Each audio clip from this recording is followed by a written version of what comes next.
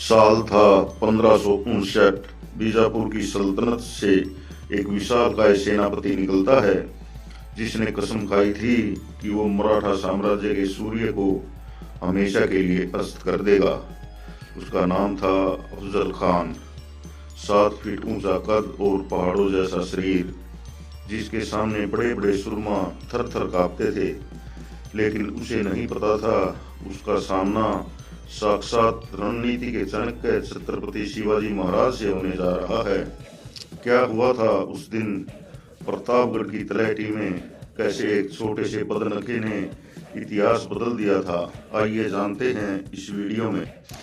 बीजापुर के सुल्तान की सभा में जब यह सवाल उठता है कि शिवाजी महाराज को कौन रोकेगा, तब उस भारी सभा में एक 7 फीट ऊंचे कद वाले सेनापति ने बड़े अहंकार से हाथ उठाया। ये था अफजल खान। उसने बड़ी शेखी पुकारते हुए कहा कि मैं उस पहाड़ी चूहे को बिना घोड़े से उतरे जिंदा पकड़कर बेड़ियों में जकड़ कर ले आऊंगा। अफजल खान अपनी शारीरिक शक्ति के लिए कुख्यात था। कहा जाता है कि वह एक बार 2 इंसानों को मसलने की ताकत रखता था। उसका घमंड इतना 7वें आसमान पर था कि बीजापुर से निकलते समय उसने अपनी 63 पत्नियों को सिर्फ इसलिए मार डाला था क्योंकि उसे डर था कि अगर वो युद्ध में मारा गया तो उसकी पत्नियां किसी की और की न हो जाएं। यह उसकी सनक और क्रूरता का सबसे डरावना सबूत था। स्वराज की सीमा में प्रवेश करते ही उसे विनाश का तांडव शुरू कर दिया। उसने पंढरपुर के विठल मंदिर और तुलजापुर के मां भवानी मंदिर को भारी नुकसान पहुंचाया।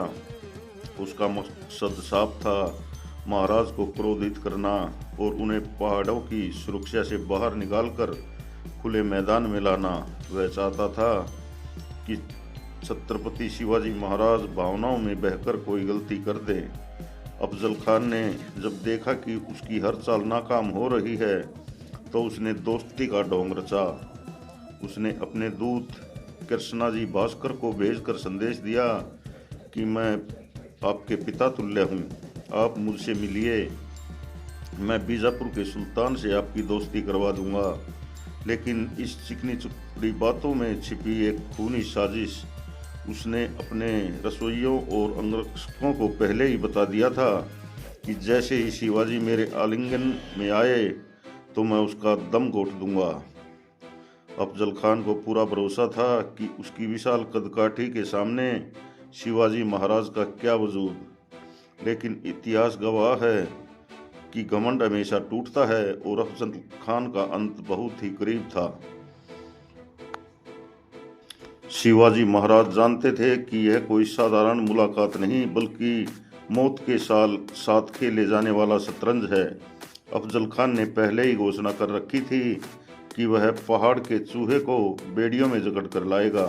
इस खतरे को भांपते हुए महाराज ने अपनी तैयारी को कई सत्रों में बांटा। महाराज ने अफजल खान को संदेश भिजवाया कि वह डरे हुए हैं और खुले मैदान में आने की हिम्मत नहीं रखते। उन्होंने अफजल खान को प्रतापगढ़ के घने जंगलों के पास आने के लिए मजबूर किया, जहां खान की घुड़सवार सेना और तोपें बेकार थी।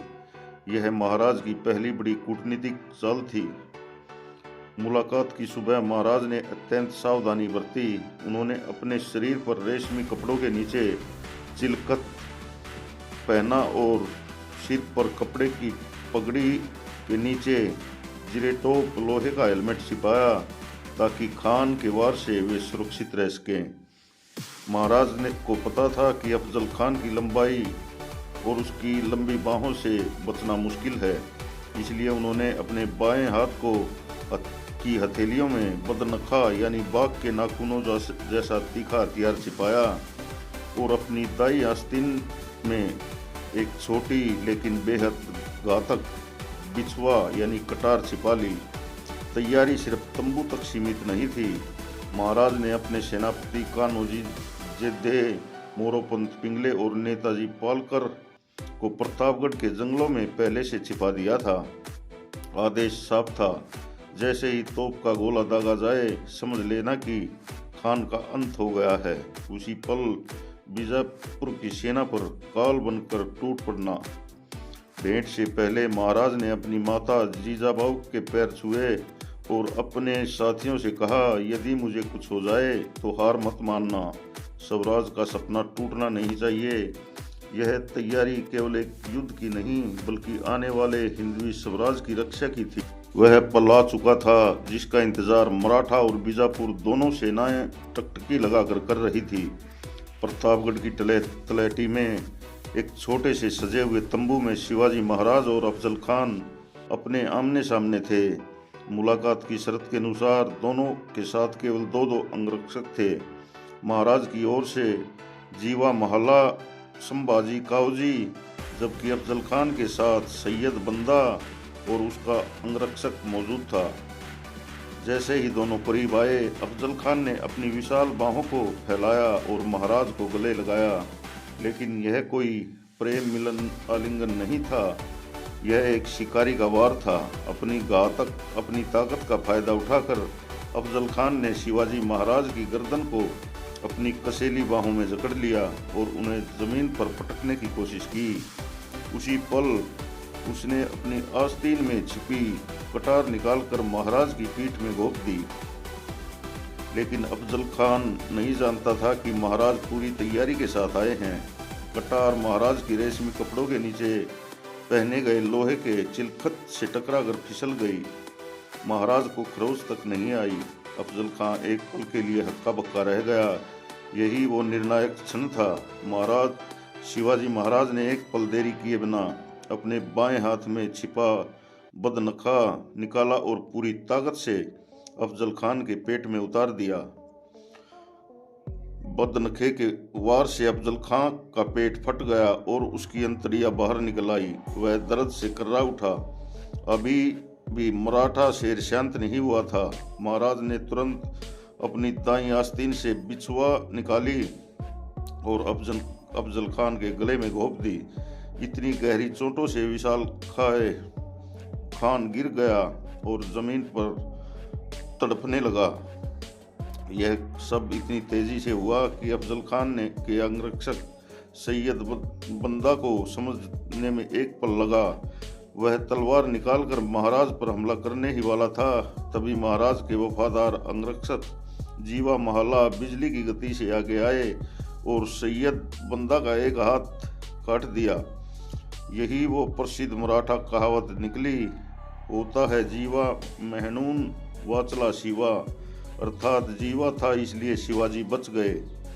जैसे ही अफजल खान जमीन पर गिरा, महाराज के गुप्त संकेत पर प्रतापगढ़ के किले से एक तोप का गोला दागा गया।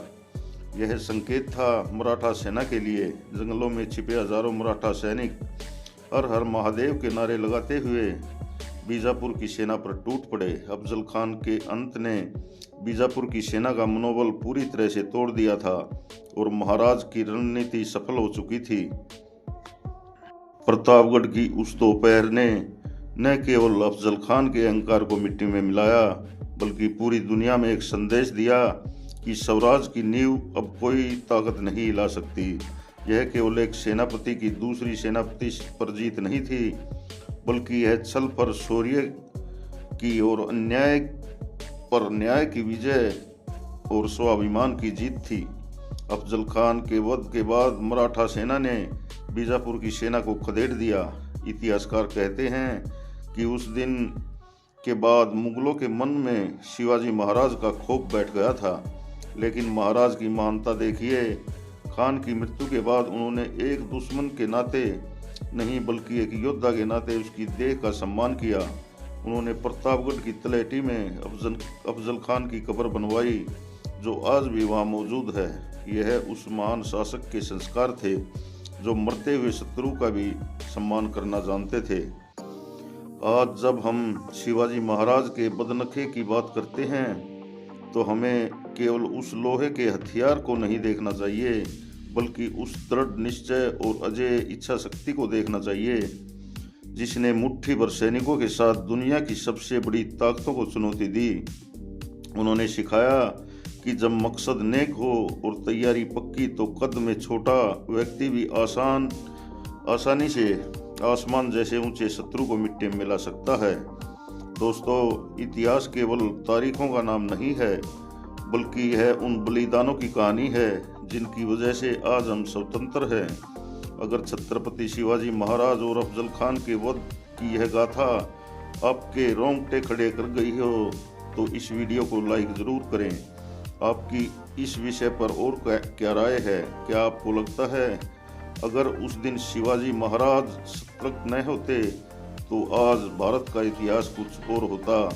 अपनी राय कमेंट में ज़रूर लिखें। ऐसी ही अनकही और सच्ची ऐतिहासिक कहानियों के लिए हमारे चैनल इतिहास की बात को अभी सब्सक्राइब करें और बेल आइकन दबाएं ताकि कोई भी अध्याय आपसे छूट न पाए।